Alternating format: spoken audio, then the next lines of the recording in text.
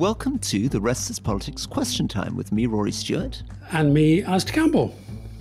And Alastair, I'd like to start you in Venezuela. So you've had us talking quite a lot about Venezuela, and we've done some really, I think, quite interesting stuff on Hugo Chavez and on Maduro and what's been happening to the Saudi Arabia of Latin America. I mean, Venezuela literally with bigger proven oil reserves than Saudi Arabia, and now a very poor country with an enormous number of refugees, largely due to governmental mismanagement. But here's a question from Edward Freeman for you.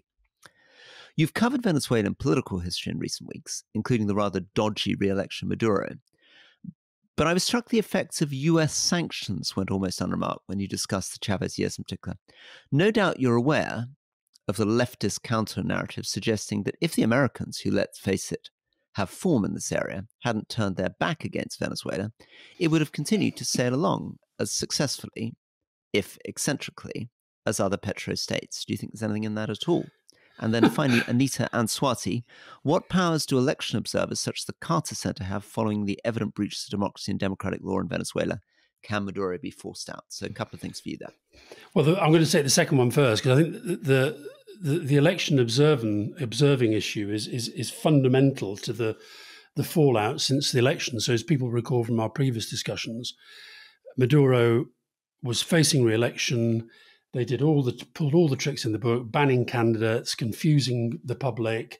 We posted a picture last week of the candidates, the presidential candidates list. It was absolutely incredible. About 13 pictures of Maduro, a couple of pictures of Gonzalez, his opponent, and you had really hard to work out how you actually voted for him.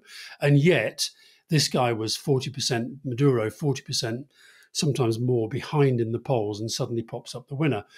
The Americans have said they don't really accept the result. Very, very few people do. But the truth is, hardly any election observers were there, and those that were there have said they found it very, very difficult to follow what was going on, all of which adds to this picture of an election that was neither free nor fair. That then takes us back to question one. I suppose on that one, on sanctions, I mean, you should maybe talk about, we were talking about sanctions on the main podcast, and there's always an argument about whether sanctions actually damage the government that you were trying to damage as opposed to the people that you were maybe trying to help, and that can cut both ways. I think the American government would have been hard pressed not to use sanctions at some point as their kind of armory against what they saw as a kind of threat to them. I mean, as we discussed, there are many problems going on in Venezuela. Massive overspending and borrowing by the government, volatility in global oil prices anyway. The prices jumped up and down, and the Venezuelan budget doesn't adjust for that. It's far too dependent on oil. Huge amounts of corruption, cronyism, crazy projects. There's a famous project that they built, which was an overhead railroad in the capital city, which barely ran a mile and a half and cost them hundreds of millions. It was a sort of iconic picture of Chavez at his most eccentric and mad. So yes, definitely US sanctions, particularly the oil sanctions, have had a negative impact, but they only have an impact because of the grotesque mismanagement of the Venezuelan economy and its overdependence on oil in the first place. Yeah. I think the other thing it's worth doing, though, within the context of that is looking at who's got a vested interest in Venezuela, in Maduro hanging on.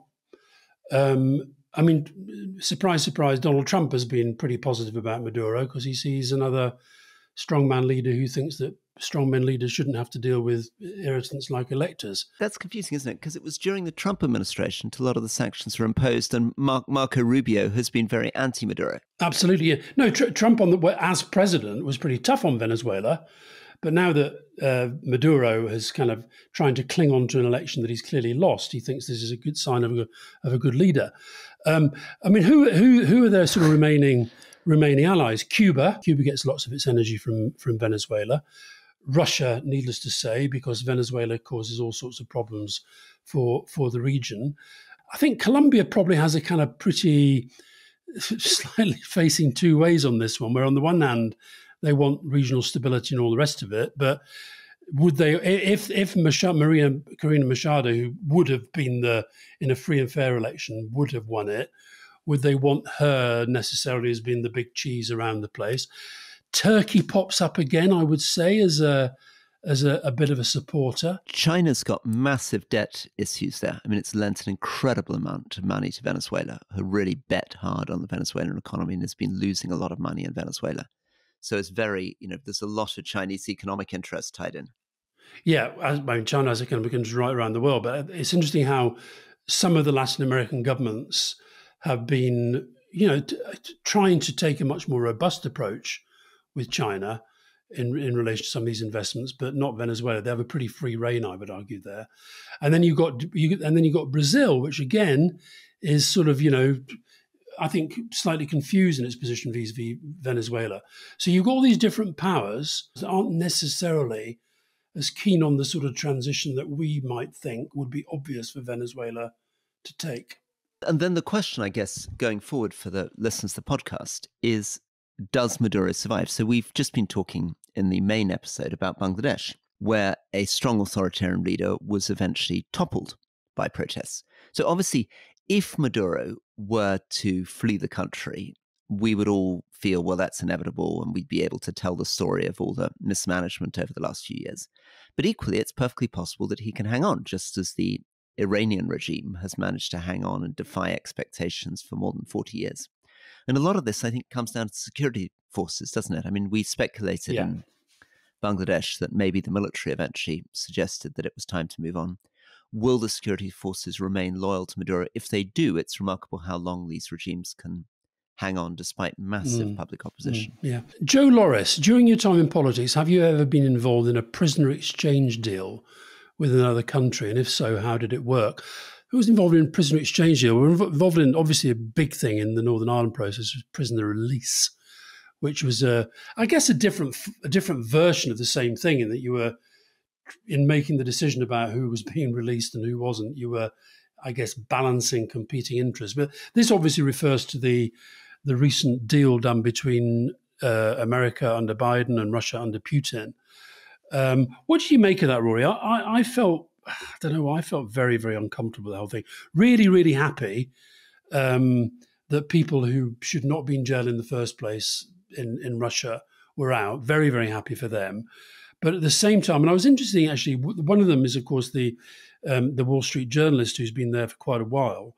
And the Wall Street Journal wrote an editorial that essentially I was quite pleased, if a bit surprised to see, echoing my concerns, essentially saying that this does kind of give a green light to Vladimir Putin to take anybody he wants in the future, knowing that people will be desperate to do deals to get back the kind of people he got back, like this. We've talked before about the hitman in Germany, who's was serving a pretty long sentence in Germany for kind of wiping people out in Germany on behalf of Vladimir Putin, and he's now back home, able to plan his next mission. Yeah, it's an interesting one, isn't it? I mean, it's been heralded by certain bits of the US media as an amazing last victory for Biden. Yeah. And talking about the role that Germany played in helping to facilitate it, and talking about the fact that Alexei Navalny was meant to be one of the people that was going to be swapped through in this exchange. But as you've pointed out, it feels a bit as though Russia has got back some pretty dubious characters, credit card fraudsters, international spies, and the Americans have got back people who probably shouldn't have been locked up in the first place. Yeah, I'm a bit skeptical about this, and I imagine if you're Putin, you feel that you probably got the right end of the deal. Yeah, there's also, we should put in the newsletter. It's such an amazing but quite complicated story. But this story about these two children who have basically been living kind of all over the world, different parts of the world. One of whom, it turns out, didn't even know who Vladimir Putin was, and have suddenly discovered that they're the children of two deep cover Russian spies who are now back in Russia, a country that they've never been to, speaking a language they've never learnt, because their parents have been absolutely amazing. I think Slovakia was where they sort of started off. They went to Argentina. If you saw the pictures of Putin kind of welcoming, they were the first ones off the plane, where these kids, Sophia and Daniel, their parents, Maria Maya and Ludwig Gish. So yeah, they started out in Slovenia, working for an IT company. But these are kind of top level deep cover spies who've been working in different parts of the world, and the children are suddenly being greeted off a plane to be kissed and presented with flowers by Vladimir Putin, and they don't even know who he is. I mean, there will be a film made about that family for sure. Yeah, just to remind people of this program, it's something that if indeed they are, and it looks very much like they are, it's something that the Soviet Union piloted long before anyone else, and no other intelligence agencies in the world have managed to touch this thing called the illegals program, which is where you quite literally train and develop intelligence officers, drop them into another country, and make them live out their lives as locals. And in this case, I think these officers spoke to their children in Spanish, posed as Argentinians. They speak no Russian at all. And it's an extraordinary thing to do because, the normal way in which intelligence agencies work is that they target people who already have access. They have senior positions in a government, are able to get their hands on secret papers and try to recruit them. This works the other way around. You send people out and then you hope that they can work their way through the system and get close either to classified information or provide facilities and support for Russia abroad. But it's unbelievably expensive and complicated. And the cost for the Russian state, and of course the cost for those families in terms of the kind of lives they're living, is unbelievable. Okay, question for you then.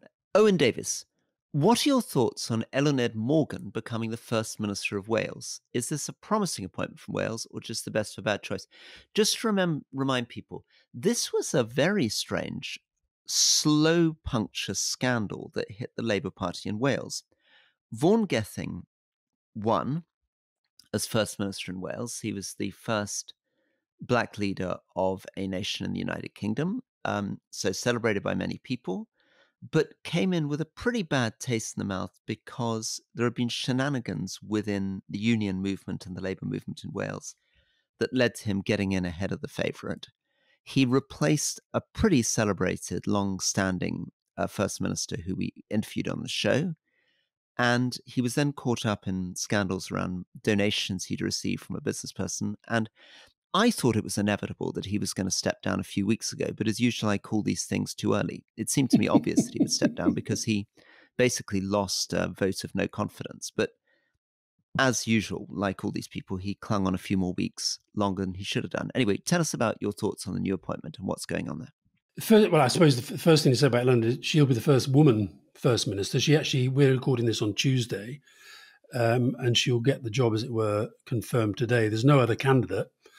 And I think the reason that she's emerged as the new leader is because what recent events have shown is a kind of a factionalism that is very, very difficult to manage. And I don't think Vaughan Gething really was the guy that, particularly with this baggage around his neck, that, as you say, seemed to be holding him down every time he's tried to talk about something, do something. This story was in the background all the time. He couldn't escape it.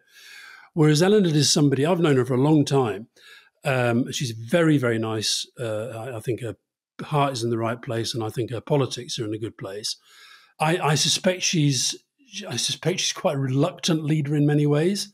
And what a sort of style of leader is she, Alastair? I mean, am I to imagine a kind of slightly shy, introverted Theresa May type, or is she a sort of big, kind of colourful Kamala Harris communicator? I mean, give us a sense of the personality of Ellen. I'd say neither of those. But I mean, not shy and not retiring. But when I say reluctant, not because of that, I think because of the politics. She's very warm, very, very hardworking. She, I guess, I first knew her. One of the reasons I know she was a very close friend of Glenys Kinnock, who was a very close friend of mine. And she's somebody who really made her name in politics as an MEP, has served as a minister in several of the Welsh government administrations. I worked with her quite closely when she was mental health minister. She was a very, very good mental health minister. I would say her leadership is calm, collaborative, hardworking. It's interesting, isn't it, how we always try and, you mentioned Theresa May and Kamala Harris, we always try and relate people to people that we know and we've seen and experienced in in the past. The C word you didn't produce after Calm and Collaborative was charismatic. I mean, am I reading between the lines that she's not an electric speaker? No, I think she has got a certain charisma. She's not Vice President Harris. No, I think she is. I think she's a pretty effective politician. She's already in the House of Lords, but has taken leave of absence, given that she's been a minister in Wales. Wait. Sorry, I'm trying to get my head around this. So one of the weirdnesses is she's not a member of the Assembly in Wales. She's a member of the House of Lords. No, she's a member of the Assembly. She's a member of the Assembly. She's taken leave of. She'd already taken leave of absence from the House of Lords to be a member of the Assembly. I see. So she was. So I can't remember. Ducked out of the Lords and returned to elected politics from appointed politics. Returned to a proper job. Yeah. So Yeah. she's but I think when she did that, I'd be quite surprised if she thought that she'd end up as First Minister. I think I think she'll be calm, effective, diligent, hardworking. I think she'll see her job in the first instance as trying to bring people together, because that has not been the Labour Party, it seems to me, in Wales has not been a together force. Yeah, let's watch this space and let's try to work out, reading between the lines, what Alastair's actually saying about this person and what some of her weaknesses and limitations might be. But let's anyway, good luck to her, and let's find out. Yeah.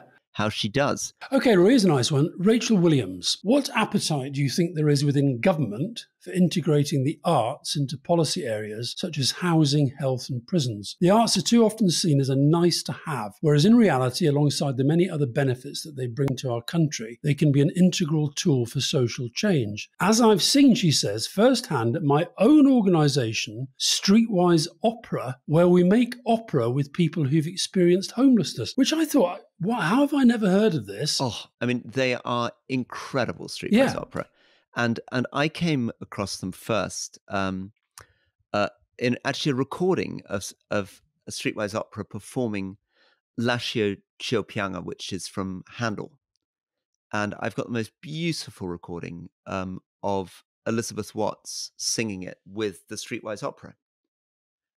So no, they're amazing. And there's also some great prison operas going on. So the other great one is in prisons, Pimlico Opera. So this extraordinary woman, Wasfi Khani, who set up Grange Park Opera, which is this lovely, beautiful opera house just outside, south of London, set up on the land, I think, of Bamber, Gascoigne.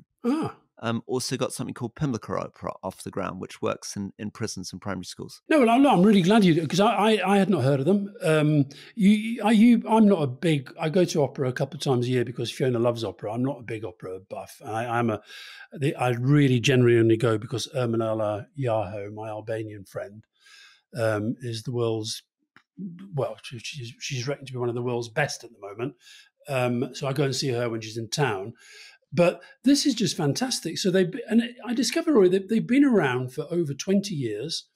They work in London, Manchester and Nottingham, and they have weekly group meetings in venues. They bring in homeless people. They were live on Radio 3 performing alongside the BBC concert orchestra. And it's just, it's one of those ideas when you sort of hear it for the first time, you think, what, you're telling me that you're going out and you're sort of getting people off the streets and saying, do you want to come and be part of an opera? And guess what? Lots of them do. And guess what? They absolutely love it. And guess what? Some of them turn out to be really good at it. And guess what? It helps them get a sense of purpose, helps some of them get into making money, getting back into housing. I think it's absolutely brilliant. Well, so this is something that, again, to support Shoshana and the work she's doing in Afghanistan, which is very much about putting culture, heritage and art at the center of development with very poor communities, was very controversial when she began, because people were saying, well, look, Afghanistan's one of the poorest countries in the world. Surely what people need is food and shelter. Why are you investing in supporting woodworkers, ceramicists, calligraphers, weavers, traditional heritage and buildings?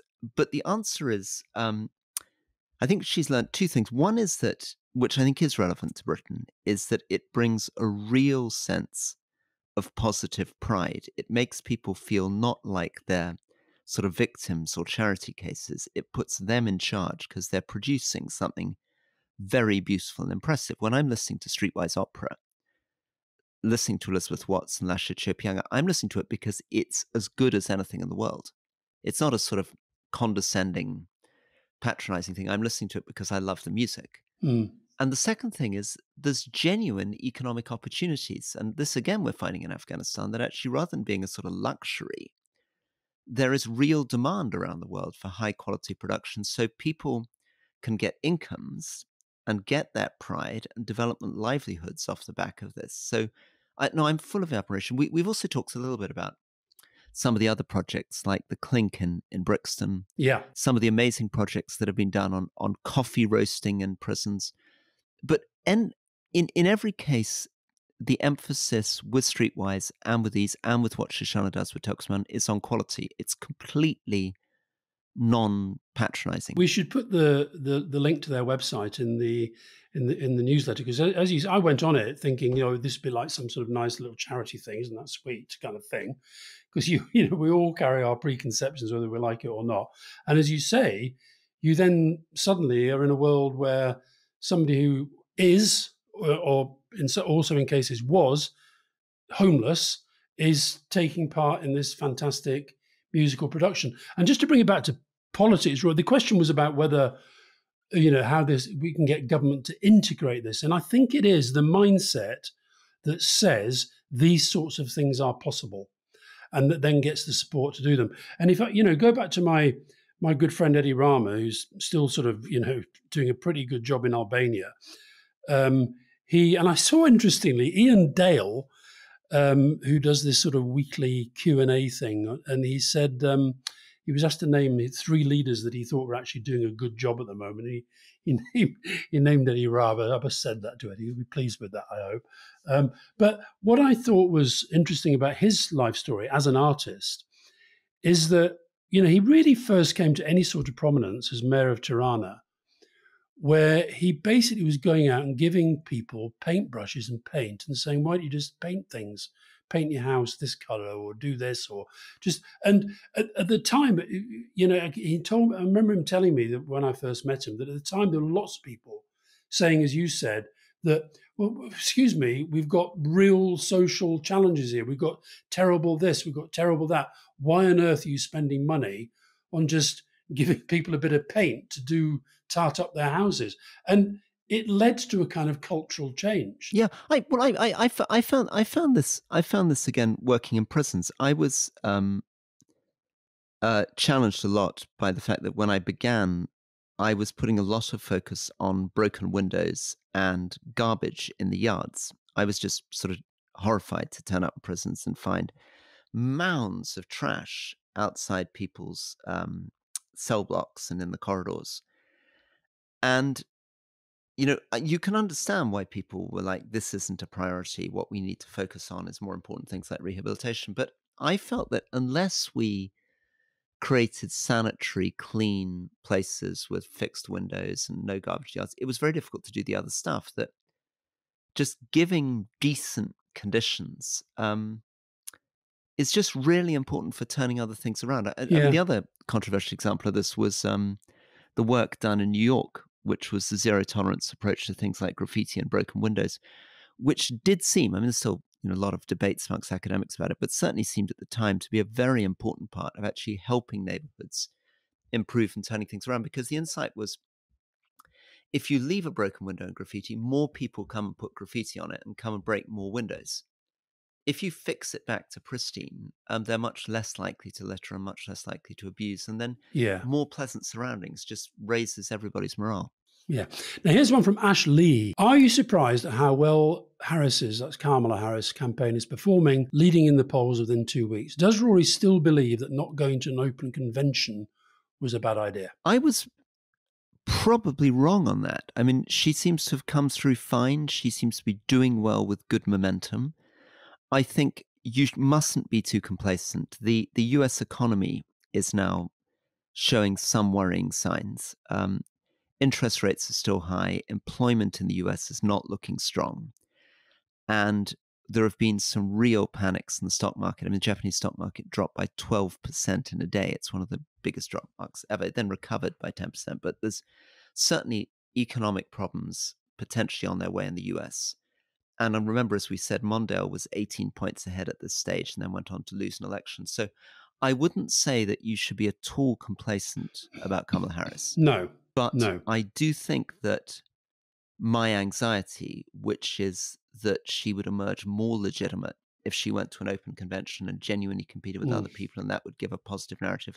I think I was wrong on that. She's generated just as positive a narrative as she could possibly have without the internal dissension. Yeah, but I think I think one of those situations is one of those things where it's kind of neither wrong nor right. It's how things turn out. The fact that what really helped her is that there was clearly a plan ready to go. Joe Biden was happy with it. The kind of the machinery was ready to go. The money flowed in. Her events have been good. And what is fascinating to me, so much of anything to do with Donald Trump is about Donald Trump and his own assessment of what's going on inside his head. And I think it's pretty clear she has troubled him in a way that I find absolutely joyful. Here's this, as we've said earlier, 5'2" woman comes along, and I think he has been substantially thrown. Very interesting, Rory. I don't suppose you'll have seen this because you were in Afghanistan, but I watched the entirety of Donald Trump making this surprise appearance at the convention of black journalists. And I think as campaign own goals go, it was a bad one. Being interviewed by three, so it was his idea to go. And okay, this is a convention of black journalists. They as I understand it, they have this event so that actually black journalists who, probably have historically sometimes had a pretty rough deal in all sorts of ways. They kind of, talk through all their issues, talk through politics, talk through the state of the country, etc. You get Donald Trump saying he wants to come along and do a turn. And he comes along and does a turn, and it was just classic Trump. He was really offensive to a woman from Rachel Scott from ABC News. She asked, I thought, some pretty good, tough questions, but he decided she was rude and nasty, started attacking her very personally. One of the other journalists from Fox News, who is effectively a supporter of Trump, and I suspect he thought that she'd dominate the whole proceedings and give him nice softball questions, and she didn't. And he was pretty horrible. Now, that's no surprise to anybody, but at the same time, I think that and it was interesting listening to Anthony Scaramucci on The Rest is Politics US.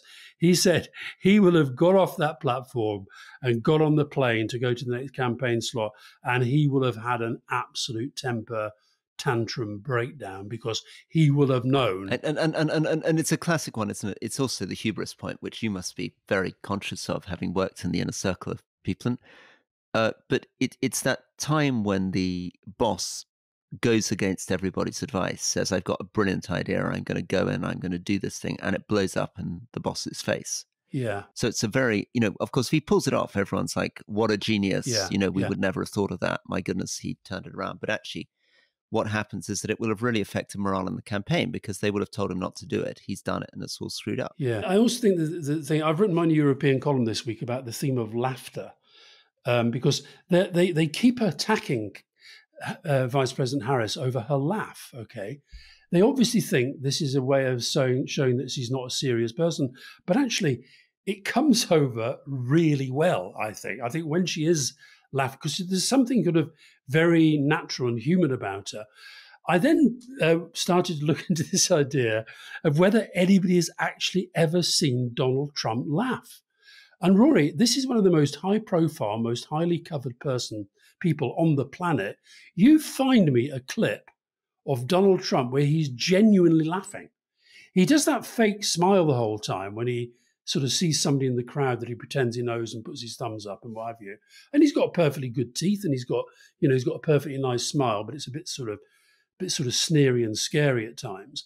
But I cannot find a single thing of him ever actually having a laugh. If you want to find clips of you and me laughing, you'll find them.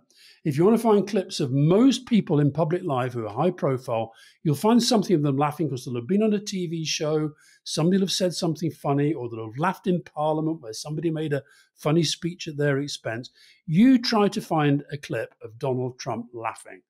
And I think that's wonderful, because what it says at the moment is Kamala Harris feels very, very comfortable about, sorry, I'm going to do that again, is that Vice President Harris feels very comfortable about laughing because she's got a natural laugh and she sometimes finds the world funny. And never forget, Rory, that what Baudelaire said, that, you know, the one who's the most comic is also the most serious. That's good. Well, final one to end, I'm afraid, on a serious note. Matthew Lewis, how does Hezbollah respond without risking its domestic support? So we haven't had much time this week to focus on the fact that the Middle East is again spiraling into a very dangerous position. So Israel killed the political leader of Hamas when he was attending the inauguration of the new Iranian president. He was killed in Tehran. This has, having previously been living in Qatar, this is now created a situation where Iran has vowed to respond. And Iran's response will be very interesting because Israel is also talking about taking a preemptive strike before Iran responds. There are these 20, 30,000 Hezbollah people massed in Lebanon. People are very worried now about an Israeli attack on Lebanon. There are Israeli jets now flying over Beirut all the time. So my friends in Beirut, when you speak to them, there are these sonic booms, which they call sonic alarms, which are Israeli jets breaking the sound barrier over Beirut. The British embassy has now evacuated all its families. The Swedes, I think, have evacuated their entire embassy. Many other countries, including Jordan, I think, in Beirut, have started taking out civilians.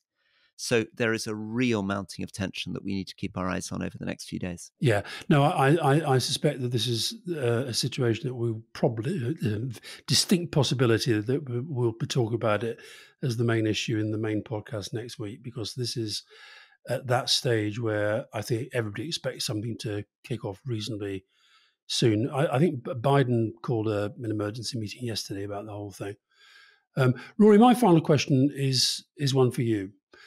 From Jack Sutcliffe. Is Tom Tugendhat the Tory Keir Starmer? Following Tom Tugendhat's decision to come out against the ECHR, could his intention be to appeal to the right of the party and then drag the party back to the centre as leader? Do you think that if this was his plan, he could have similar levels of success to Starmer, or would the party eat him alive if he made a similar attack to the centre at the expense of the shibboleths? Well, it's very common, that, isn't it, in politics, and it's the traditional US view.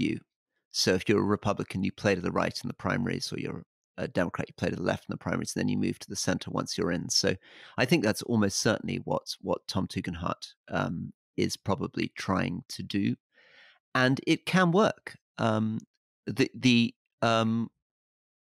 see. I mean, I'm worried about what he's doing on the ECHR. This is also an opportunity just to finish with an apology. In describing Tom Tugendhat and Robert Jenrick, I pointed out that they were both junior ministers under Rishi Sunak's government, attending cabinet, but weren't running departments. But where I got it wrong is that Robert Jenrick, of course, had previously been a Secretary of State. So Robert Jenrick was one of the people, along with Rishi Sunak and Oliver Dowden, one of the three that endorsed Boris Johnson's leadership campaign early in 2019, obviously to my fury and the fury of people like me, because they were part of the bright intake of 2015 and always made me pretty angry with them. They endorsed this man. He was then made the Secretary of State for MHCLG for 2.5 years. You're normally the one who will always jump in and say, for our international listeners, I don't think most of our international listeners, exactly, or even our domestic listeners, exactly, will know. So he was the Secretary of State for Housing, Communities, and Local Government. Correct. Was in charge of planning reform and was in charge of homelessness. I was quite interested in some of the stuff he was trying to do around planning reform, in particular stuff that actually the Labour government's now talking about, which is how you can not just build lots of houses, but try to build attractive houses, look at mid-rise buildings, the sort of attractive 6-7-story buildings that you get in Paris to get more density, gentle density in.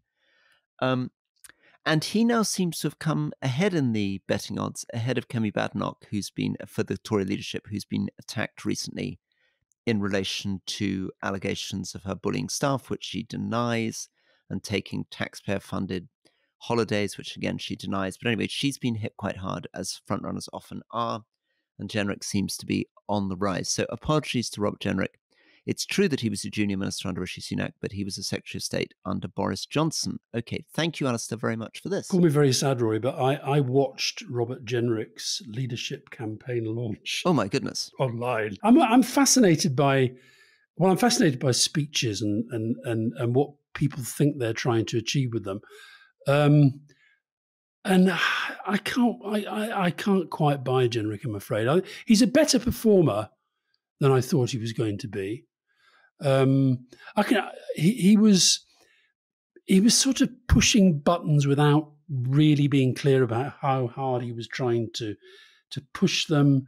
I think he thinks he's got a bit of a touch of this. I think in his head, I think he thinks he's got a bit of the sort of Blair Cameron thing going on. I even noticed that he's adopted almost completely some of Tony's hand movements, which, it may be completely natural. It may be completely natural, but he's got this thing with the thumb on the finger and the way that the hand moves and the way the hand movement relates to the word that he's emphasizing. By the way, I did watch Priti Patel, a couple of her speeches. You were absolutely right about the way she emphasizes odd words in odd places.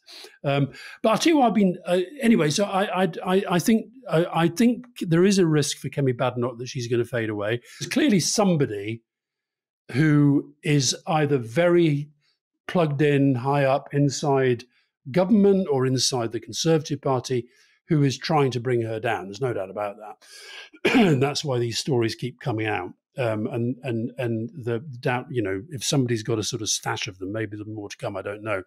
I've been pretty disappointed about all of them in relation to the riots. James Cleverly has been strong, and Priti Patel was actually strong in challenging the two-tier policing story. Yeah, and I accept that it's difficult so Priti Patel, she was, in the context of a leadership bid, you're trying to deal with other issues, put out other messages.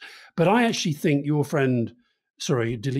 hero, David Gork, I spotted something that he said, commenting on the fact that this is actually a massive opportunity for the Conservatives here to totally distance themselves from this horrible far-right stuff. But I almost feel like, you used to get people saying, I'm not racist, but I feel in the tone around a lot of the Conservatives at the moment is I'm not condoning the violence, but whereas in these circumstances there can be none of that.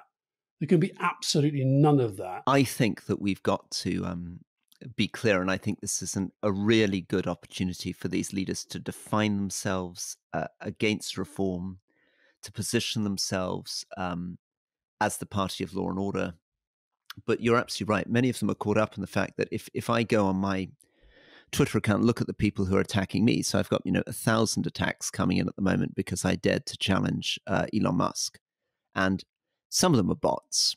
And it's amazing, actually. I don't know how many people listening have been through the sort of thing that you and I often go through, which is what happens when Twitter abuse is unleashed on you, and how cliched it is. Do you find this, Alastair? Oh, yeah. So I get, look at his voting record. I get, he looks weird. And then there's, who are you? Bugger off. Nobody cares about you. Then there's, obviously with Elon Musk, you're just jealous because he's much cleverer than you. Then there's, it's you and your London bubble inhabiting, out of touch centrist friends who are responsible for all this multicultural nonsense. Yeah. Do you find when you're being attacked on Twitter that it's quite repetitive? Oh yeah, but it's interesting. You did have a little go at Elon Musk, but you were far more polite than I was.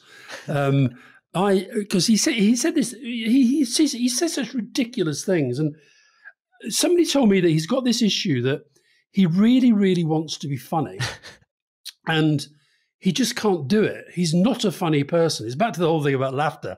So I think he thinks he's being funny, right, when he says some of this stuff. But so, for example, you've got these riots going on. I actually, I think he was the first person, but I don't know if he reads this stuff. I've got no idea. But I sent him a thing on Twitter saying, rather than sort of, trolling Vice President Harris or whoever he was trolling that day, have you actually thought about looking into the impact of some of the decisions you have made about your platform as to what's kicking off now in the UK? And then, likewise, when he decided it was time to troll Keir Starmer, shouldn't you be defending all communities? I sent him another one off, and actually, no, I was surprised. I don't look at the Twitter replies very often, as you know, but I did have a look at that one, and I got a lot of people saying, "Thank God somebody's calling this FUCKER out." And the ones you're right. Look, what I'll tell you what I get. I get fuck off, you're a war criminal. I get nobody. I get a lot of the ones you've just said. Nobody cares what you think. Nobody, Who are you? Nobody. You're a has-been. Yeah. Go away. Who are you?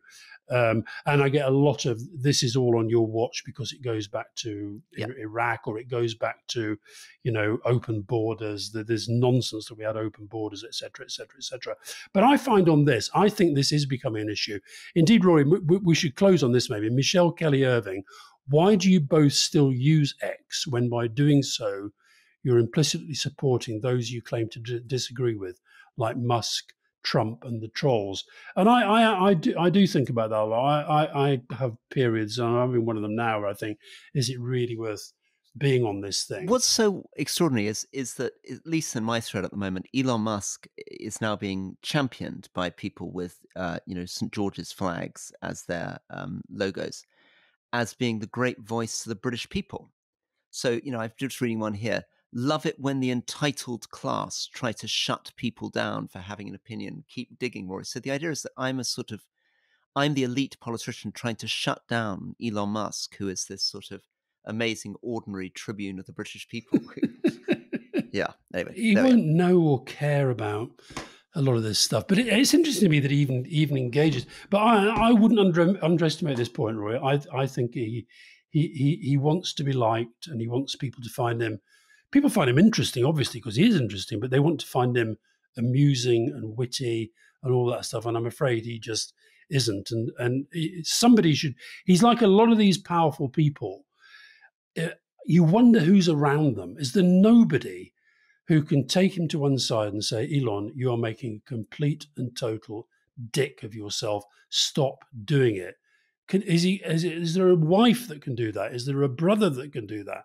That's what he needs right now. But my goodness, his followers love it. I mean, and of course, the thread, I think I'm getting too obsessed with this thread, but my goodness, it reveals just how many people who are not joining the demonstration believe this stuff about two-tier policing, believe there's a conspiracy of silence, want to believe that there are Muslim gangs running around with knives causing far more trouble.